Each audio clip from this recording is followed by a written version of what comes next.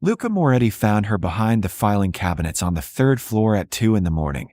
A grown woman folded into a space meant for storage, her arms wrapped around her knees, eyes wide with the kind of terror that came from experience, not imagination. She didn't scream when his flashlight found her. She just whispered 5 words that would change everything. "Please don't send me back."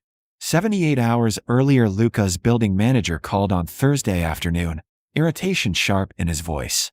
"Mr. Moretti, we have a situation." The night security guard noticed food missing from the break room. Small amounts, crackers, fruit, bottled water. "It's been happening for 3 days." Luca stood at his office window overlooking the financial district, phone pressed to his ear. Most men in his position would delegate this. But Luca hadn't survived 2 decades in his world by ignoring details. How much food? Maybe $10 worth total. Nothing significant, but someone's hungry enough to steal and clever enough to take only what won't be immediately noticed. Luca's mind moved through possibilities. Have you checked the security footage? That's the thing. Whoever it is knows where the cameras are.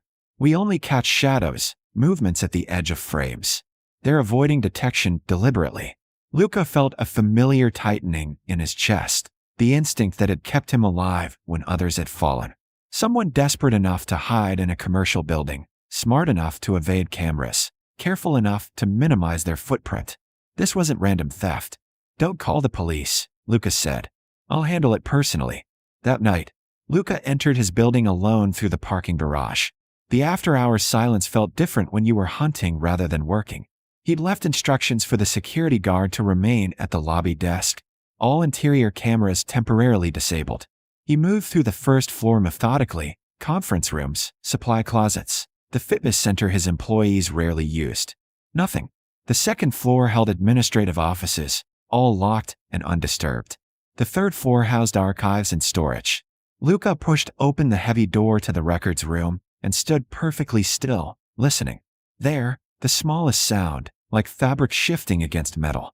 He moved toward the filing cabinets that lined the far wall, stepping carefully to avoid the loose floorboard that always creaked. Behind the last row of cabinets, someone had created a nest. A thin blanket spread on the floor. An empty water bottle. Granola bar wrappers folded neatly and tucked into a corner.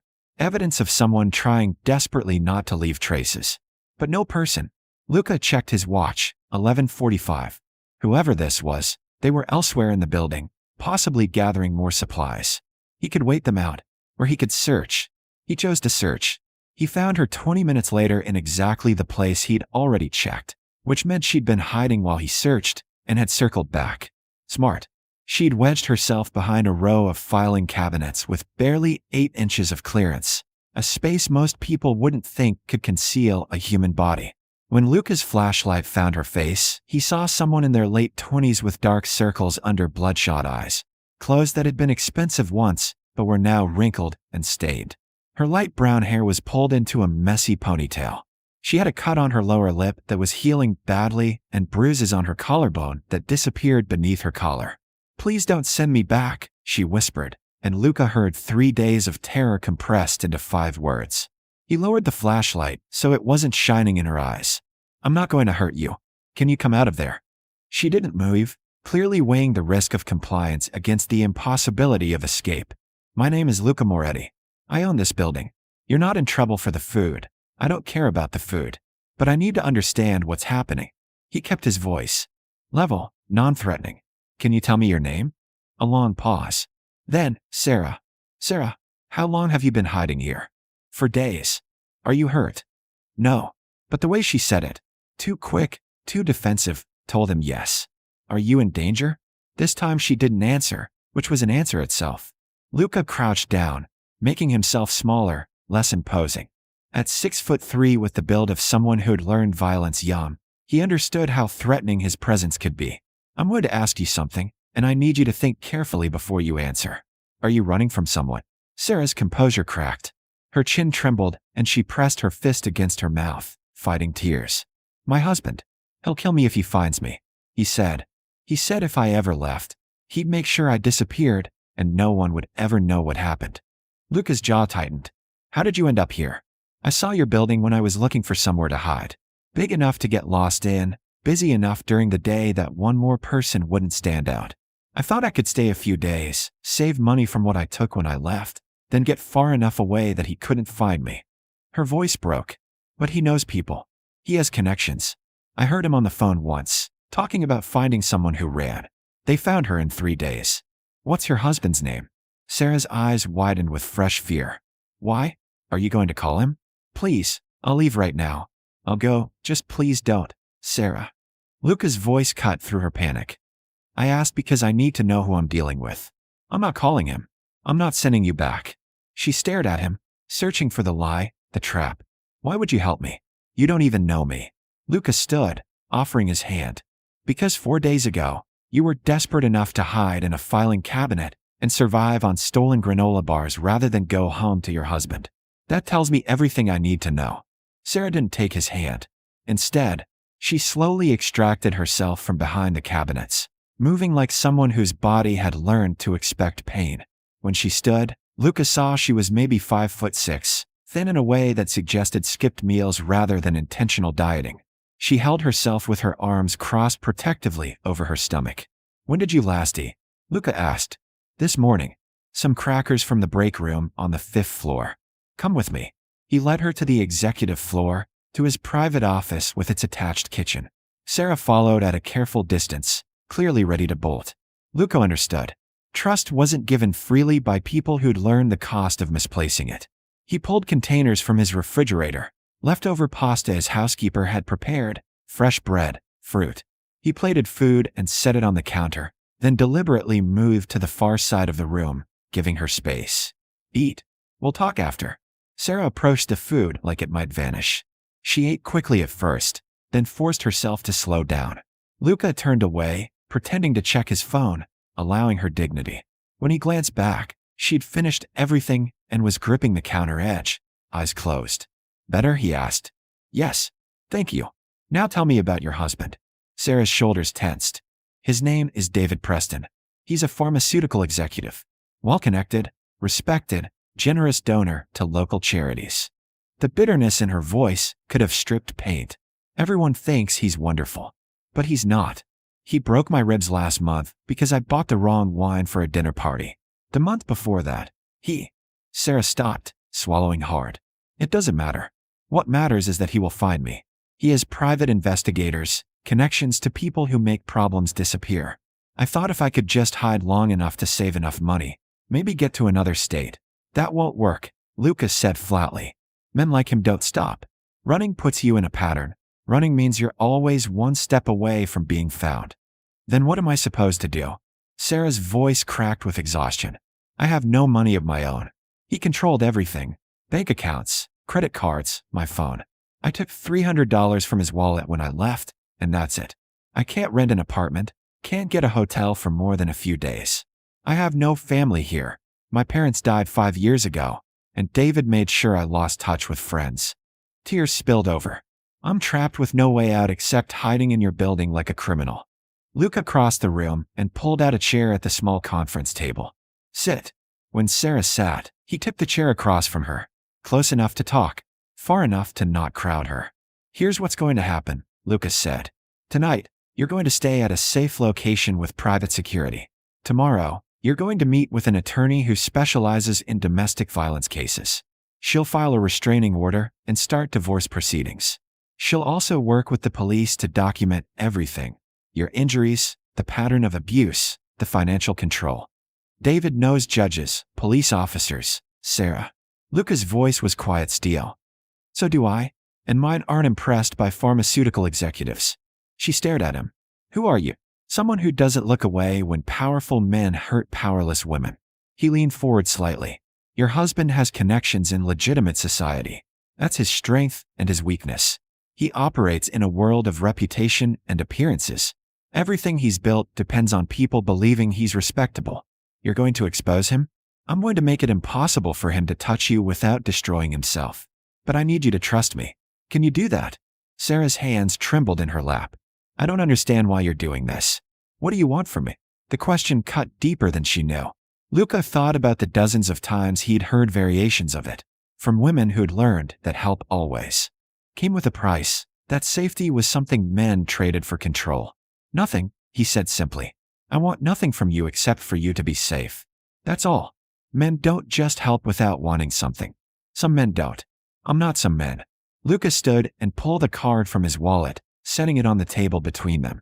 This number reaches me directly, 24 hours a day.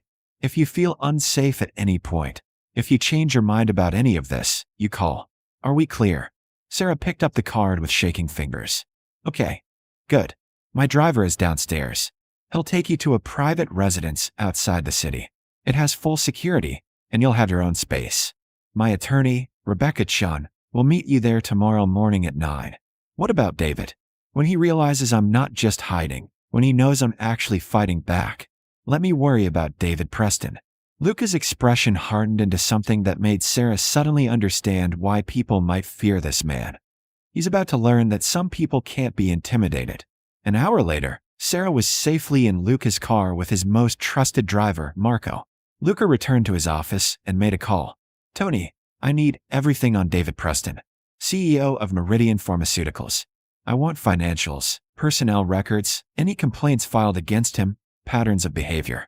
I want to know every secret he's buried. How deep are we going? Tony asked. Ocean floor. And Tony? This is personal. By morning, a file 3 inches thick sat on Luca's desk. David Preston's carefully constructed image had cracks. Multiple HR complaints at his company, all settled with NDAs and financial payouts. A previous marriage that ended abruptly with sealed court records. Connections to a city councilman currently under investigation for bribery. Luca smiled without humor. Men like Preston always believed their power made them untouchable. They never considered that real power didn't need to announce itself. Rebecca Chun called Luca at 10 the next morning. Your instincts were right. Sarah has documentation, photos of injuries she'd been secretly taking, medical records from ER visits she claimed were accidents. It's damning. Will it hold up? With the right judge, absolutely. I'm filing the restraining order today.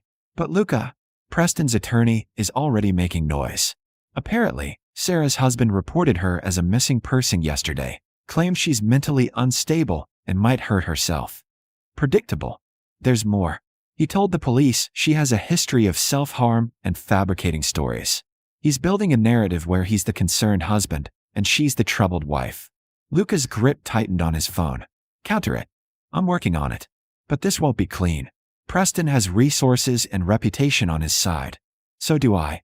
Over the next 48 hours, Luca orchestrated a systematic dismantling of David Preston's carefully constructed world.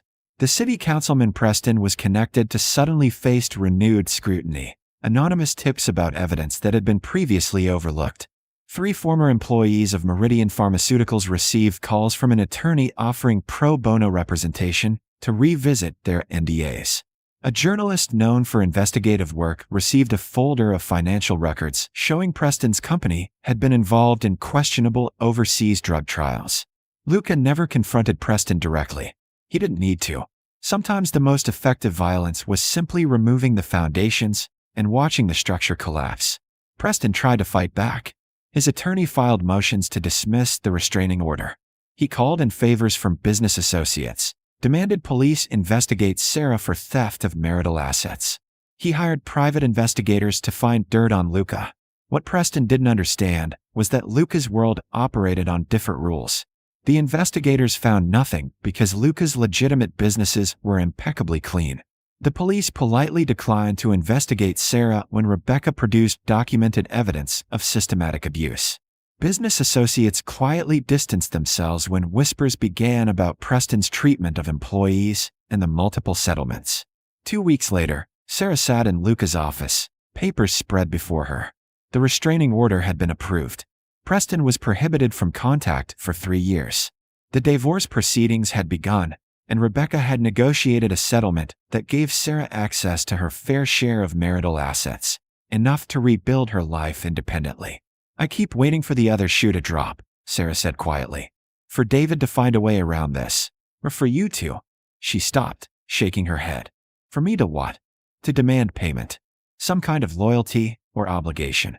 She met his eyes. In my experience, men who help always expect something in return.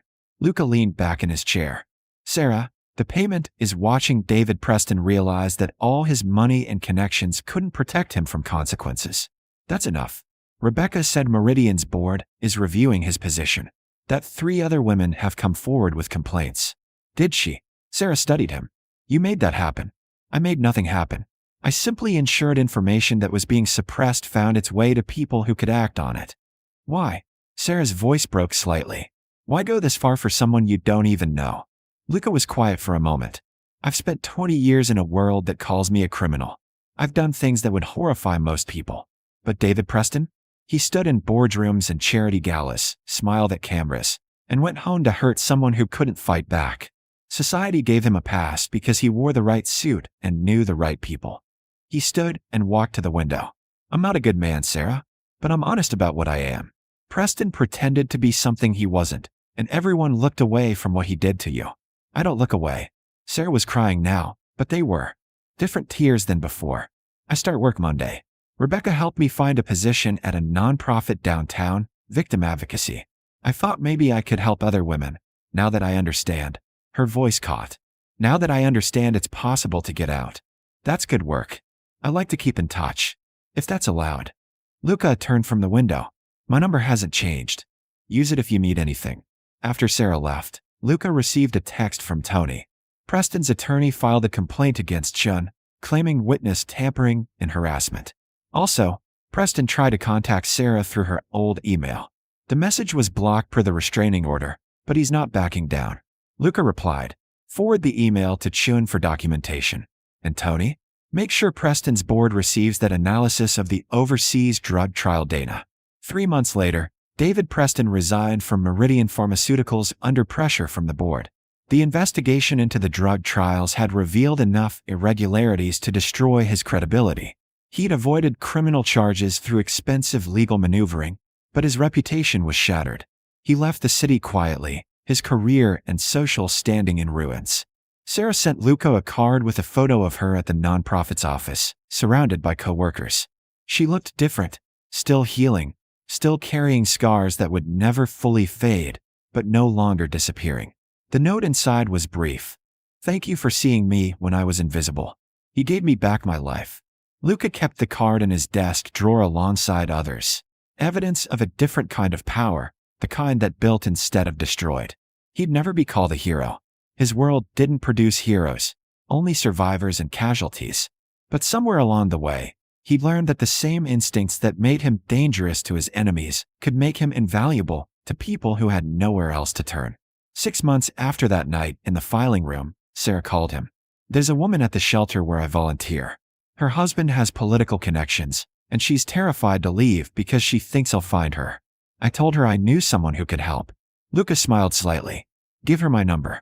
Because some monsters, it turned out, were worth keeping around, especially when they made certain that other monsters learned to fear the dark.